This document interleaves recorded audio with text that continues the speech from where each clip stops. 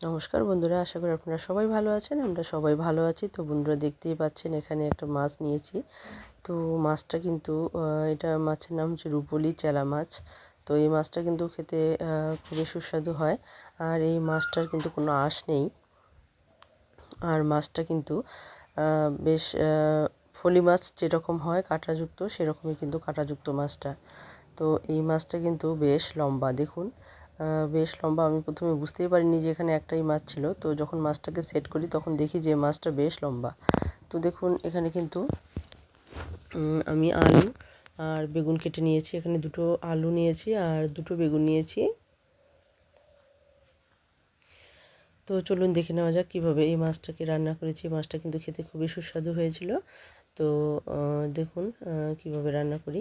তো এখানে দেখুন কড়াই বসিয়ে দিয়েছি, সিলভার কড়াই। আর এখানে আমি দিয়েছি বেশ পরিমাণ একটু সর্ষের তেল। আর এই তেলে কিন্তু মাছটাও ভাজা হয়ে যাবে আর রেসিপিটাও কিন্তু তৈরি হয়ে যাবে। তো এক এক করে এখন মাছগুলোকে আমি ভেজে নেব।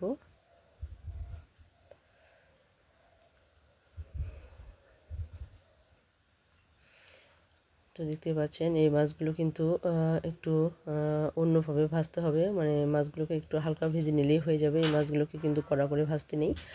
মাছগুলোকে কিন্তু হালকা করে ভেজে নিলেই কিন্তু মাছগুলোর স্বাদ অনেকটাই বেড়ে যায়। আমরা যেমন ইলিশ মাছ যদি রান্না করি যেমন হালকা ভেজে নিই, সেরকমই কিন্তু এই মাছটাকেও হালকা একটু ভেজে নিলেই কিন্তু হয়ে যায়, বেশি করে ভাজার কোনো প্রয়োজন নেই। তো দেখুন এভাবে কিন্তু সমস্ত মাছগুলোকে আমি ভেজে নেব। তো দেখুন এখানে কিন্তু মাছগুলো ভাজা হয়ে গেছে, এখন আমি নামিয়ে নেব।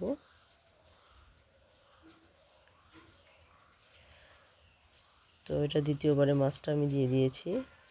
প্রথমে মাছটা আমি ভেজে নিয়েছি, তো এটা দ্বিতীয় খাপে মাছটা দিয়েছি। তো এইভাবেই কিন্তু উল্টে পাল্টে শুধু অল্প একটু ভেজে নিলেই কিন্তু হয়ে যায় মাছগুলো ভাজা।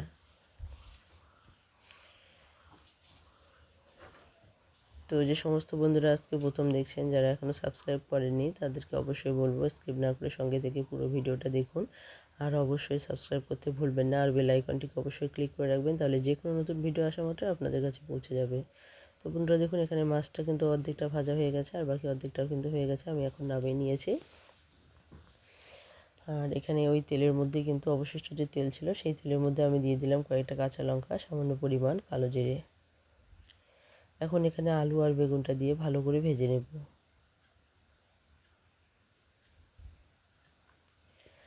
তো নতুন বন্ধুরা যারা দেখছেন তারা অবশ্যই লাইক করতে ভুলবেন না, আর বেশি বেশি করে বন্ধুবান্ধবদের মধ্যে শেয়ার করে দিন, যাতে তারা এই নতুন নতুন রেসিপিগুলো দেখতে পারেন। আর এই মাছটা কে কে খেয়েছেন অবশ্যই কমেন্টে জানাতে ভুলবেন না। আর পুরনো এবং নতুন বন্ধু সবাইকে অসংখ্য অসংখ্য ধন্যবাদ। এভাবে পাশে থাকবেন সব সময়। আর আপনাদের কমেন্ট কিন্তু খুবই ভালো লাগে পড়তে। আর আপনাদের একটা কমেন্ট কিন্তু আমাকে অনেকটাই উৎসাহিত করে নতুন নতুন রেসিপি নিয়ে আসতে। তো অবশ্যই বলবো বন্ধুরা কমেন্ট করতে ভুলবেন না। আর কমেন্টের আগে কিন্তু অবশ্যই একটি লাইক দিতে ভুলবেন না। আর চলুন দেখে নিই এখন কীভাবে রান্নাটা হচ্ছে। তো দেখুন এখানে নিয়েছি আমি কিছু পরিমাণ সর্ষে কিছু পরিমাণ বলতে এখানে আমি প্রায় 2 চামচের মতো সর্ষে নিয়েছিলাম। তো দেখুন এখানে বাটা হয়ে গেছে। আর 4টে কাঁচা লঙ্কা আর সামান্য পরিমাণ কিন্তু লবণ দিয়ে যদি সর্ষেটা বাটা যায় তাহলে কিন্তু সর্ষের তিতা ভাবটা থাকে না, খুব সুন্দর লাগে খেতে। তো বন্ধুরা দেখুন এখানে আমি দিয়ে দিচ্ছি সামান্য পরিমাণ হলুদ। আর এখানে দিয়ে দিচ্ছি সামান্য পরিমাণ কাশ্মীরি লঙ্কা গুঁড়ো। আর এখানে আমি একটু সামান্য জল দিয়ে কিন্তু মশলাটাকে আমি গুলিয়ে নিলাম, যাতে করে এখানে দিতে সুবিধা হয়। তো দেখুন এদিকে মশলাটা রেডি করতে করতে কিন্তু আমার আলু আর যে বেগুনগুলো আছে সেগুলো কিন্তু পুরোপুরি ভাজা হয়ে গিয়েছে। তো গুলিয়ে রাখা মশলাটা এখন আমি দিয়ে দিলাম। তো ভালো করে মশলাটাকে একটু কষিয়ে নেব। তো যেহেতু সর্ষে কিন্তু ঝটপট কষানো হয়ে যায়, বেশি সময় লাগে না। বেশি করে কষিয়ে নিলে কিন্তু আবার পুড়ে যাবে, তখন আবার কিন্তু ভালো লাগবে না। তো সর্ষে দেখুন একটুখানিতেই কিন্তু ঝটপট হয়ে গেছে, তেল ছাড়তে শুরু করে দিয়েছে। তো এখন আমি দিয়ে দেবো এখানে গরম জল, না এটা ঠান্ডা জলই দিচ্ছি, গরম জলটা আমার রেডি ছিল না। তো দেখুন এখানে আমি দিয়ে দিলাম 1.5 গ্লাসের মতো এখানে আমি জল দিয়ে দেবো। যেহেতু মাছের পরিমাণটা বেশ, যার জন্য কিন্তু এখানে আমি 1.5 গ্লাসের মতো জল দিয়ে দিচ্ছি।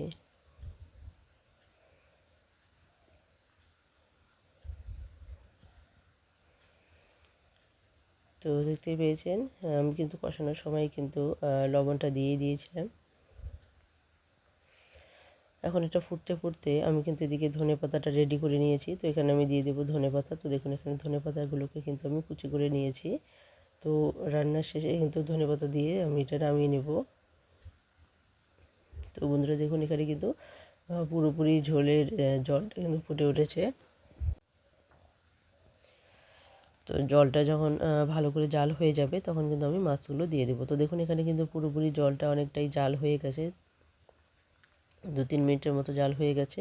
তো এক এক করে এখন সমস্ত মাছগুলো কিন্তু এখানে আমি দিয়ে দেব।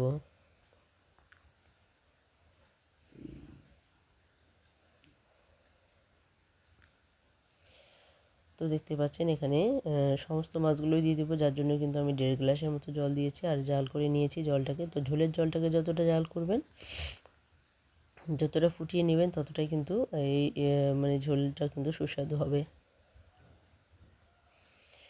তো দেখুন এখানে মাছগুলো দেওয়ার পর আমি কিন্তু আবারও 2 মিনিটের মতো একটুখানি জাল করে নিয়েছি। তো এখন 2 মিনিটের মতো জাল কিন্তু হয়ে গেছে।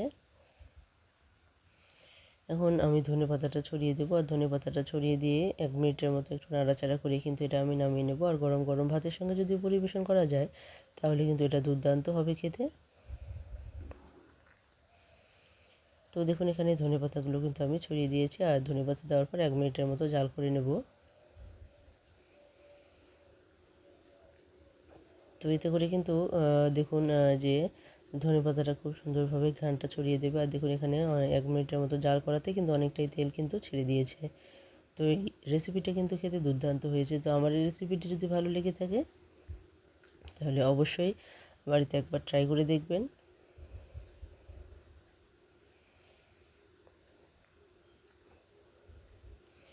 তো দেখুন এখানে কিন্তু হয়ে গেছে পুরোপুরি। এখন আমি এটাকে নামিয়ে নেব আর গরম গরম ভাতের সঙ্গে পরিবেশন করব। তো আমার এই রেসিপিটি যদি ভালো লেগে থাকে অবশ্যই একটি কমেন্ট দিতে ভুলবেন না, আর কমেন্টের আগে অবশ্যই একটি লাইক দিতেও ভুলবেন না। তো দেখুন বন্ধুরা এখন আমি নামিয়ে নিচ্ছি, কতটা লোভনীয় হয়েছে দেখতে। তো এটা শুধু দেখতেই লোভনীয় হয়েছে তাই নয়, এটা কিন্তু খেতেও ভীষণ মজাদার হয়েছে। তো অবশ্যই যারা এখনও এই চালা মাছটি খাননি অবশ্যই একবার ট্রাই করে দেখবেন। তো শুরু থেকে শেষ অবধি যে সমস্ত বন্ধুরা সঙ্গে আছেন সবাইকে অসংখ্য অসংখ্য ধন্যবাদ। পুরনো এবং নতুন বন্ধু সবার প্রতি রইল অনেক অনেক ভালোবাসা। তো এভাবে সবসময় ভালোবাসা নিয়ে পাশে থাকবেন, কারণ আপনাদের ভালোবাসা ছাড়া কিন্তু এগিয়ে যাওয়া অসম্ভব। কারণ আপনাদের ভালোবাসাই পারে একমাত্র আমাদেরকে এগিয়ে নিয়ে যেতে। তো অবশ্যই বলবো সবাই সবার পাশে থাকুন, এগিয়ে চলুন। তো একে অপরের পাশে যদি থাকি তাহলে খুব সুন্দরভাবে কিন্তু আমরা এগিয়ে যেতে পারবো। তো অবশ্যই বলবো নতুন এবং পুরনো বন্ধুরা, আবারও বলছি সবাইকে একটি কমেন্ট এবং একটি লাইক দিতে ভুলবেন না, কারণ আপনাদের কমেন্টের অপেক্ষায় সব সময় থাকি আমি।